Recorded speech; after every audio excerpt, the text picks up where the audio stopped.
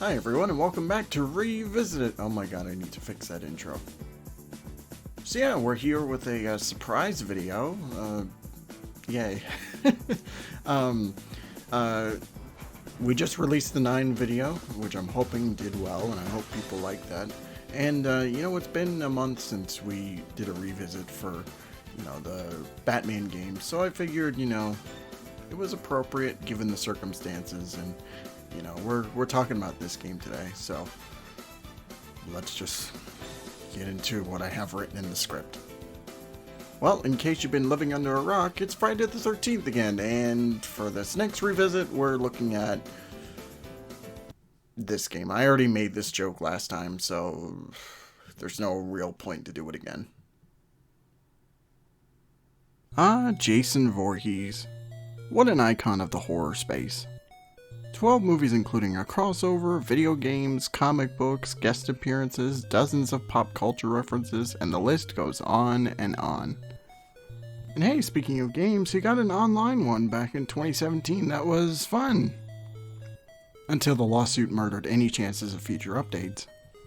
When I covered this game back in the beginning of last year, the game was pretty much on its last legs, but later on in June it was announced that the license they had would expire at the end of 2023 and that the servers would go down a year later.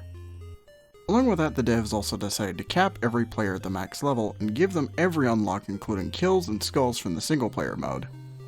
With that said, I wanted to give this game another look and see a lonely bastard like myself with all the keys given to me before they pull the plug entirely. Kind of a short intro, I know, but let's slice into the, you get it, because, murderers and all that stuff.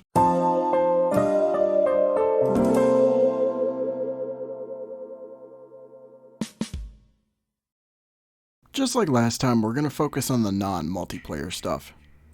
Nobody in the world is playing this game besides me, so there's not much point to find somebody to play with. Also, this video is mostly going to go over the changes that were added with the last update to see if any of it benefits the game in any meaningful way.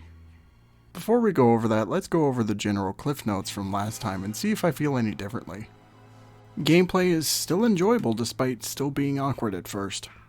It's always satisfying performing all kinds of kills and grabbing them into a chokehold. Those kills, I gotta say, are choreographed so well and are insanely creative. Props to the motion capture team for putting their all into these animations and hopefully not sustaining life-threatening injuries after working with Kane Hodder. The special abilities can be useful. Well, more accurately, 2 of them I find useful. The teleport I mainly use just to hunt down that last counselor, and stalk feels pointless without the other people in the party.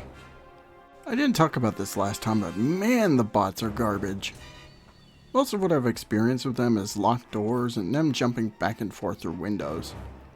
Every once in a while they use weapons or distract me with firecrackers, but in most cases they'd just be giant pains in the ass.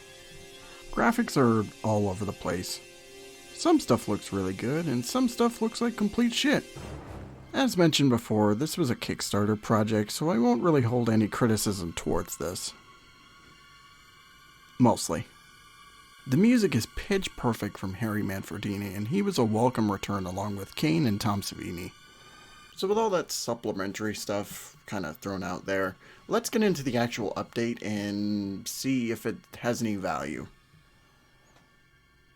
As mentioned before, you start the game capped at level 150, which is neat, but it makes getting XP completely useless. All the teens have max perks, and all of the Jason kills are unlocked from the start. You're also able to mix and match weapons across all Jasons, so if you don't want to use the axe, you can use the machete or spear, and it's great. Speaking of Jason, all of his outfits are unlocked right at the start, and I love it. Part 6 was always my go-to before, but I really loved using Part 8 and also the Jason Goes to Hell skin this time around. Okay, since we're on the topic, I feel like we need to talk about a certain elephant in the room. I know the reason why he's not here, and I commend the devs for sticking to their guns, keeping him as a Kickstarter exclusive. On the other hand, is the fanbase really going to be that uptight about letting people play as him in the final hours before the game is shut down? I understand where they're coming from, but it feels like a waste not letting everybody get a taste of using him, and since the game is going offline soon, it shouldn't really matter that much anyway. Even Avengers, as shitty as that game is, let all its players have access to every cosmetic before shutting its servers down. Backers are still uptight about this, and those people probably are not even playing this game at this moment, so I say grow up and let people have a bit more fun with him. Speaking of things that are missing, where are the Tommy and Pamela tapes? There's no way to access them unless you find them randomly in online modes, and I just have to ask why they didn't unlock them in the first place with this new update. You can listen to them all on YouTube like I said, but it feels like an oversight more than anything. I didn't touch the virtual cabin, so whatever, yeah, that's a thing too. So before I finish this video, I want to talk about some of the other versions I didn't get around to talking about last time, so.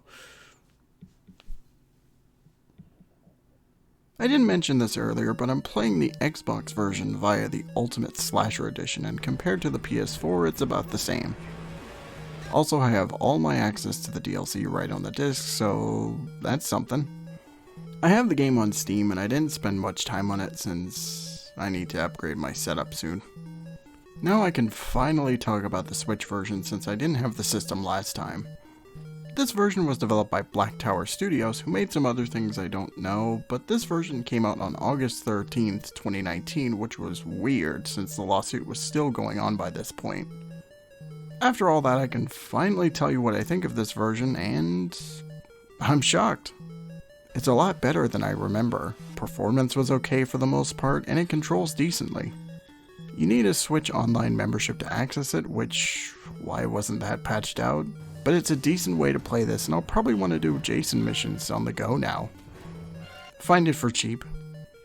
And I mean really cheap. Alright, now to close the video and talk about my final thoughts on this dead multiplayer game.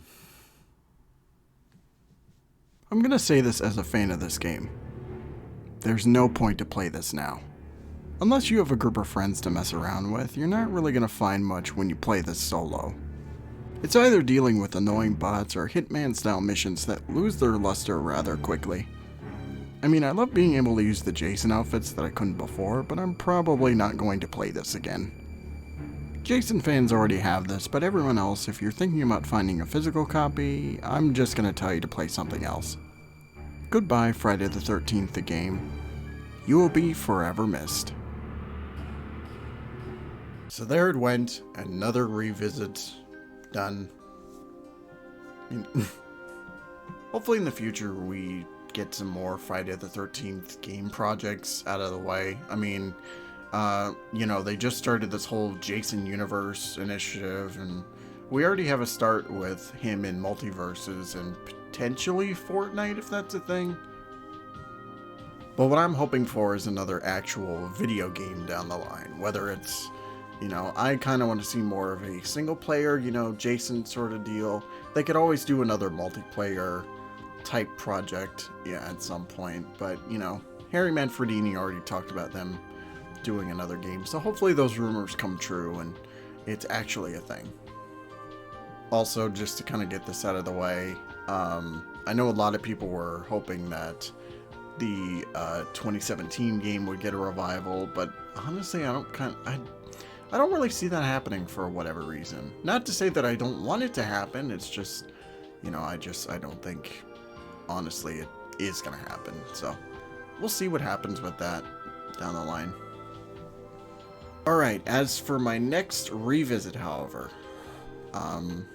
we're back on the Marvel train, and this is something that I wanted to get around to for the longest time, and initially this was going to be the first episode. We're talking about Spider-Man, specifically Marvel's Spider-Man Remastered for PlayStation 5 and PC, you know, whatever. Yeah, I'm not sure when that video is coming out, but, well, there's plenty of other stuff to look at in the meantime. But anyway, have a great night. Thank you all so much for watching, and take care of your... Nope, we're not doing this again. I already died in the last Friday the 13th video. I am not doing this again. I'm out of here.